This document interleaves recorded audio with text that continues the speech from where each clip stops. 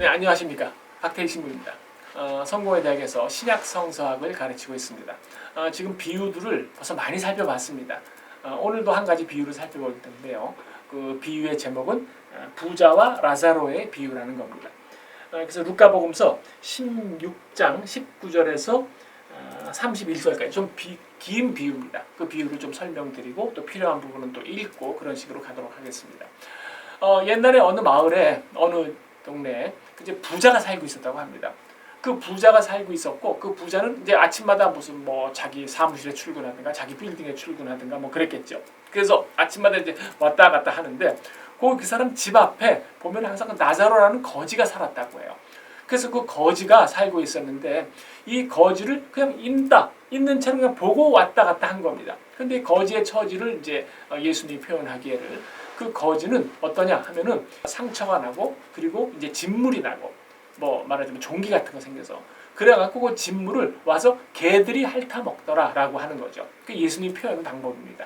예수님 뭔가를 표현할 때 아주 극적으로 그리고 좀 과장해서 표현하지 않습니까? 그래서 사람들이 그 나자로의 처지라는 거를 개들이 와서 상처를 핥아 먹는다라고 한다면은 아주 비참한 처지다라는 걸 알 수 있는 거죠.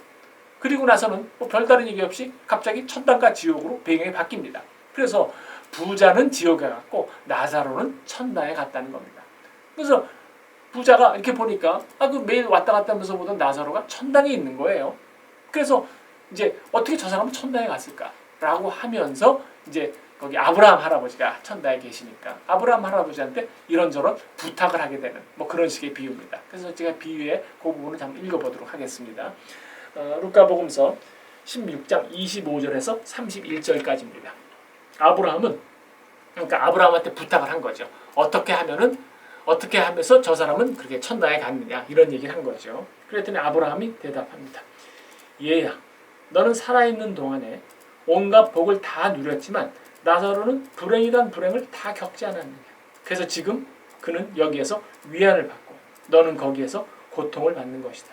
또한 너희와 우리 사이에 큰 구렁텅이가 가로놓여 있어서 여기에서 너희에게 건너가려 해도 가지 못하고 거기에서 우리에게 건너오지도 못한다 하고 대답하였다. 그래도 부자는 또 애원했다. 그렇다면 할아버지, 제발 소원입니다. 나자로를 제 아버지 집에 보내주십시오. 저에게는 5 형제가 있는데 그를 보내어 그들만이라도 이 고통스러운 곳에 오지 않도록 경고해 주십시오. 그러나 아브라함은 내 형제들에게는 모세와 예언자들이 있으니 그들의 말을 들으면 될 것이다 하고 대답하였다. 부자는 다시 아브라함 할아버지, 그것만으로는 안 됩니다. 그들이 죽었다가 다시 살아난 사람이 찾아가야만 회개를 할 것입니다 하고 호소하였다. 그러자 아브라함은 그들이 모세와 예언자의 말을 듣지 않았다면 어떤 사람이 죽었다 다시 살아난데도 믿지 않을 것이다 하고 대답을 했습니다. 그래서 부자가 하느님한테 부탁합니다. 알겠다. 내가 살아있을 때는 잘 살았지만 좀 나자로는 못 살지 않았느냐. 그래서 우리가 이런 식으로 죽고 나서 벌을 받는구나. 저 사람은 상을 받고. 그러니까 이 살아있을 때 어떻게 살아야 할지를 자기 5 형제, 또 자기 아들들, 자기 친척들 뭐 이런 사람한테 좀 전달해 달라. 그랬더니 아브라함이 하는 얘기가 야 모세와 엘리야가 이미 있지 않느냐. 그게 아니다. 죽은 사람이 가면은 살아서 가면은 얘기를 들어줄 거다. 그랬더니 이 아브라함이 또 얘기를 하는 겁니다. 그들 말을 듣지 않았으면은 아무리 죽었다가 가도 듣지 않을 것이다. 서양 속담에 등에다 칼을 꽂고 칼을 비튼다 하는 것이 있습니다. 여기 아브라함이 하는 말을 보면은 아주 진저리가 납니다. 그렇죠? 그러니까 그 사람이 원하는 거를 들으면서 그거는 요래서 한다고 저래서 한다고 해서 그 사람의 상처를 더욱 깊게 만들 거 아닙니까? 그러니까 이 부자는 지옥에서 아주 끝없는 절망을 맛보았을 겁니다. 아마 지옥이 그런 모습일지 모릅니다. 절망만 쌓여있는 거. 절망백에서 빠져나오지 못하는 거. 그게 이제 그게 나쁜 기분, 아주 기분 나쁠 때 있지 않습니까? 그런 절망에서 빠져나오지 못하는 거. 그걸 뭐 지옥이라고 부르는 게 아닌가 그런 생각이 듭니다. 그래서 예수님께서는 몇 번 말씀드렸듯이 뭔가를 표현할 때 아주 극적인 표현, 아주 충격적인 표현을 많이 쓰는 거죠. 꼭 지옥이 이렇다 이렇게 얘기를 하는 건 아니고요. 이거를 통해서 부자와 나자로 사이의 관계를 한번 설명을 해주는 거죠. 자, 여기서 중요한 거는 부자가 매일매일 지나치면서 나자로를 보고 지나갔다고 했는데 여기서 부자가 특별히 무슨 나쁜 짓을 했는가에 대한 이야기가 전혀 없는 겁니다. 그것이 의문이죠. 그 사람이 나쁜 짓을 해서 지옥에 간 것이 아니라 그 사람은 단지 부자였을 뿐입니다. 나사로는 거지였을 뿐이고. 그런데 그 둘 사이의 차이가 극적으로 나지 않습니까?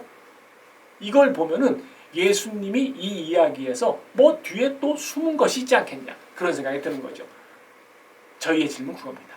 부자는 왜 지옥에 갔을까라는 거죠. 지옥에 갔을까라는 그 질문을 할 수 있는 겁니다. 그래서 저도 이거에 대해서 부자는 왜 지옥에 갔을까? 나중에 뭐 아브라함이 모세와 그 다음에 예언자의 말을 듣지 않았으면은 부활을 듣지 않을 것이죠. 저는 그 말은 이해가 됩니다. 왜냐하면은 우리가 본이 없어서 착한 일을 못했다. 하느님 뜻에 따라 살지 못했다. 그런 얘기는 우리 절대 할 수 없습니다. 왜냐 하면은 마틴 루터 킹 목사도 있고 마더 테레사도 있고 우리가 본을 받을 수 있는 인물들이 이 세상에 얼마나 많습니까? 나중에 하느님 앞에 가서 내가 본 받을 인물이 없었다. 안 알려줬으니까 내가 좋은 일을 못했다라는 얘기는 절대 못하는 거죠. 그런 변명은 통하지 않을 겁니다. 전 그거는 이해가 됩니다. 우리의 삶과 아주 밀접하죠. 그런데 부자가 왜 지옥에 갔을까? 라는 생각을 하다가 어느 날 그 마틴 루터 킹 목사가 썼던 그런 연설문이 있습니다. 그 연설문을 읽으면서 무릎을 딱 쳤습니다. 이거겠구나 라는 생각이 들었죠. 자, 그래서 그 연설문 한번 읽어보고 그 연설문을 들으면 여러분들 공감하시는 바가 있을 겁니다. 마틴 루터 킹 목사가 미시시피 주에 가서 남부의 백인 유지들 앞에서 연설을 한 겁니다. 그래서 여기서 이제 흑인의 동등한 권리를 찾으려는 노력에 동참해 달라는 연설이었는데 그 연설문의 내용의 일부를 좀 옮겨보도록 하겠습니다. 남부는 큰 가능성을 갖고 있습니다. 남부에는 선한 의지를 가진 백인들이 수없이 많이 살고 있습니다. 그러나 아직 그들의 목소리를 들을 수 없습니다. 그들의 행동도 아직 불분명합니다. 그들의 용기 있는 행동도 아직은 눈에 안 띕니다. 이 수백만의 백인들에게 요청되고 있습니다. 그들의 용기 있는 말을 하라고 말입니다. 그래서 그들의 필요한 리더십을 바라고 있습니다. 역사는 기록할 겁니다.